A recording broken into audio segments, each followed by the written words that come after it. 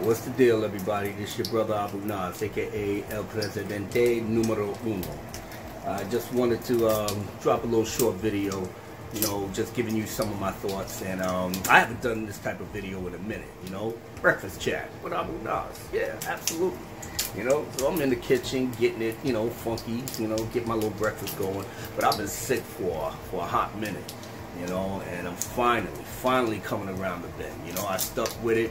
And I wanted to, you know, thank everybody that's in my peers as far as YouTube and Twitter, you know, my friends, you know, subscribers, you know, well wishes, everything that you said in prayers and just want my health to get back in order has been answered. You know, God is good, you know, so I thank you so much for everything that you've done on the positive side for me, for your brother to get back in the fight. And back in the fight I am.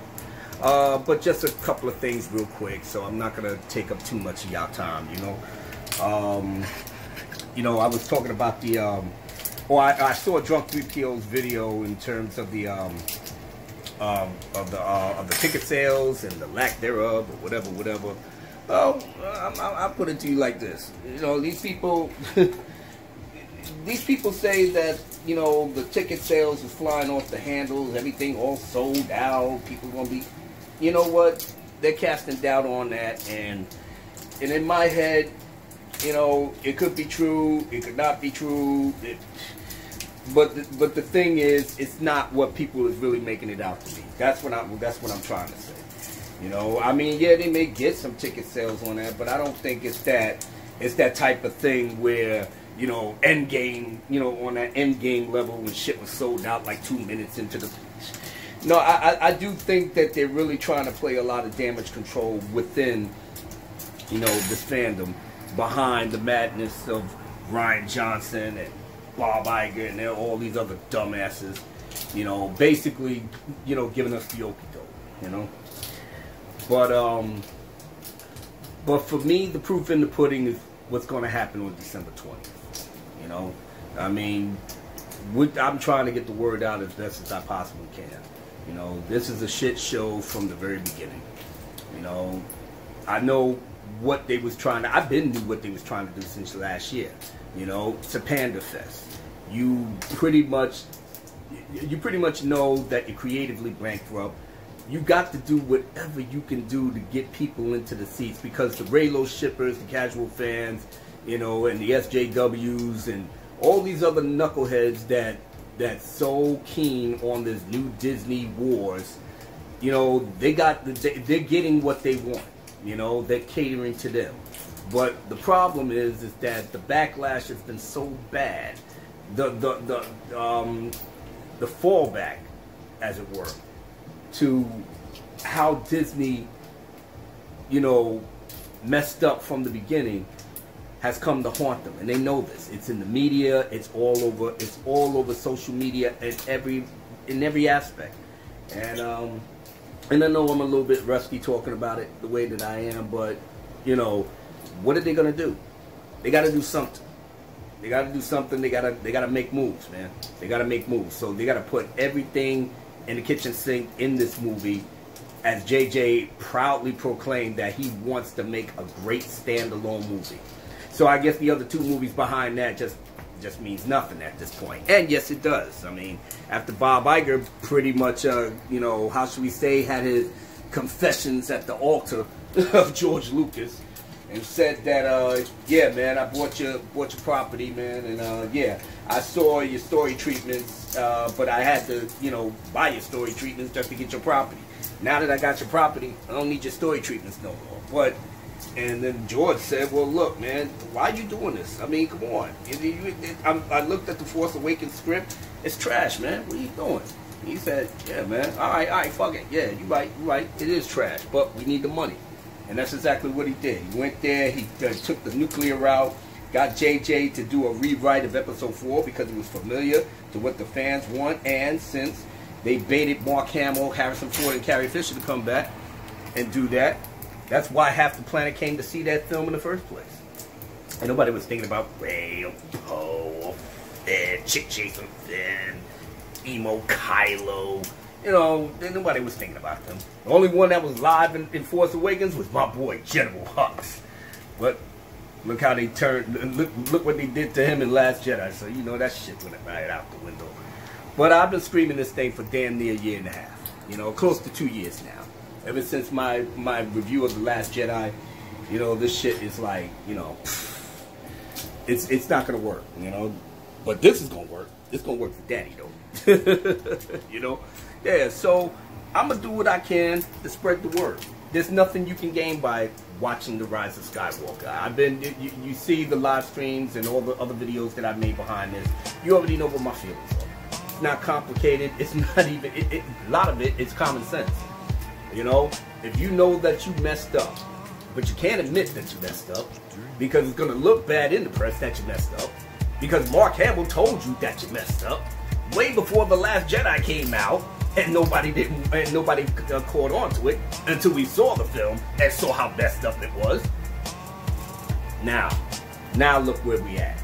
You don't see them, but the Mark Hamill is the biggest Star Wars star of all time, besides Harrison Ford and Carrie Fisher and Billy D. Williams. They ain't marketing Luke anymore. Han's dead. Carrie Fisher, God bless her beautiful soul, she passed on 2 years ago. So they use copy and paste of old scenes. She's not in there. They're just trying to, I guess, end her story arc with some dignity, but there's only but so much you can do with that. You know? So there goes that premise. And then from there, what else do you have? But they're not marketing, they're not marketing what's his face? They're not marketing Mark Hamill anymore. So that's dead. They don't got him in pictures, they don't got him in press release. Like I said, he's gonna be a Force Ghost for 10 minutes, give Rey some Zen bullshit. And from what the rumors is talking about, that he's going to be instrumental towards the end or something, some convoluted bullshit. They're basically stealing from the Dark Empire novels, because, you know, now that they got Papa Palpatine, you know, they're gonna steal from them novels and they're gonna do what they do to try to wrap it up and try to please all the fans, but it's not gonna work. It's not gonna work because they was disingenuous from the first, so all of this is just garbage. Which leads to my second point in terms of bringing in Hayden Christensen. They said that he's confirmed to be in there. You know what? I'm not even surprised. I'm not even surprised. Why? Because you got to do something.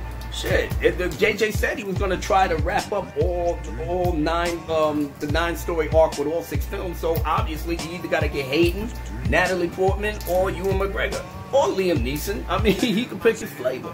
But he chose Anakin because Anakin is the central figure of the entire saga. He always was.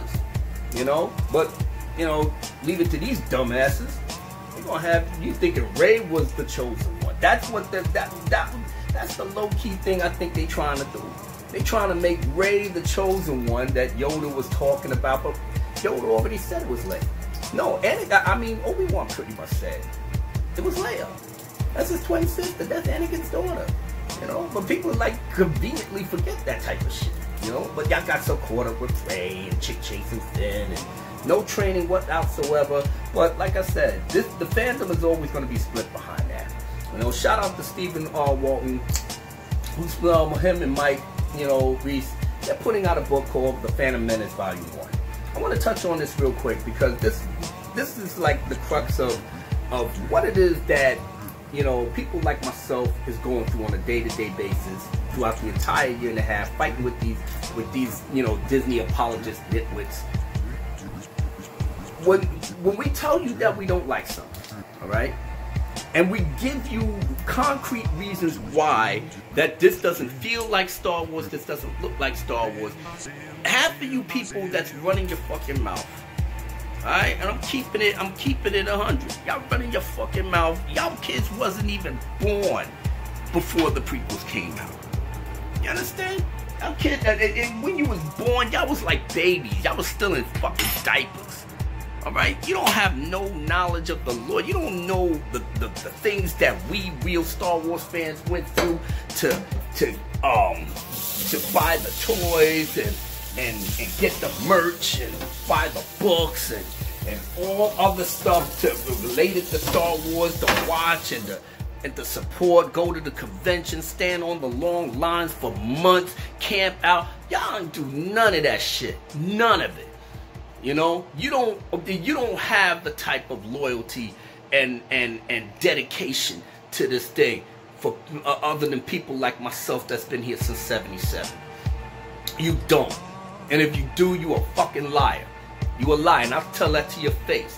If anything, your love for Star Wars is new, and then you went back to the old movies, and then you said, yeah, it was like blase blah, but I like the new diversity. I don't like a lot of white men in the film. I don't like all this other, there's only 2 women in the universe. I want lots and lots of women. And yeah, this your whole MO, and it's all good, man. It's all good. I don't have no problem with that. My whole ideology is that give us some good stories, man. Give us some good stories that we can, you know what I'm saying, that we can vibe with. But nah, you ain't interested in that. The book that's coming out by my brother Stephen Walton, and see, look, this is our view, okay, in black and white. All right, because we can't even articulate this to you without y'all getting into your feelings, y'all upset and bitching and moaning. Okay, all right, here's the book. Read it. That way you can at least see it, because if you're gonna disagree with it on paper. Because this is our side of the story. And that's all it is. But as soon as he put that out on Twitter, here come the haters. Blah, blah. And yeah, well, like I said, we're not going away. You're gonna have to deal with us. You know, the only time we will go away is when we burn this shit down. Because it's disingenuous. It wasn't done with the fans in mind. It was done with the purpose of getting the almighty dollar and spreading some social justice message to alienate and just, you know, take away the love of something that was solid and that was solid and beautiful for 40 years without no problems. The problems only came as soon as Disney snatched up the property. That's where the problem came. So I don't know. All I'm saying is that I'm not gonna stop the fight and saying my piece on this thing. I'm not gonna stop the fight. If anything, I'm getting ready to ramp this up. You know, you already know how I get down if you know me on Twitter and on YouTube. I'm not stopping, man, because I love this franchise with a passion. This thing, you know, gave me so much in terms of how I could deal with myself, my life. You know, gave me inspiration, gave me imagination, everything. You know, at the times I squandered a lot of my gifts behind it, but at the very least, this was my comfort. This was my everything. And for people that's in my age bracket, they can attest to that. You know, so we're not just gonna roll over and let you do and say and whatever you want with the franchise without us. You know, you're not gonna kick us to the side, you know, and think we're gonna go meekly into the night. That's not happening. You know, we're gonna, as much as you hate it, we're gonna be right there with you, telling you exactly what's wrong, telling you exactly what should have been done, and telling you exactly that y'all got it wrong in terms of the fandom that's on this side. We love Star Wars, we're just not putting up with the BS because we are paying fans, paying customers at the end of the day. And if you did, and the customer should have been, you know, taken into consideration, which we wasn't. So with that being said, breakfast chat with Albert Nas is pretty much done. I already got my bacon done. I already got the toast going, so I'm going to sit down, have a little breakfast, get some meds in me, and basically plot out like Doomcock, the overthrowing of the Disney War saga.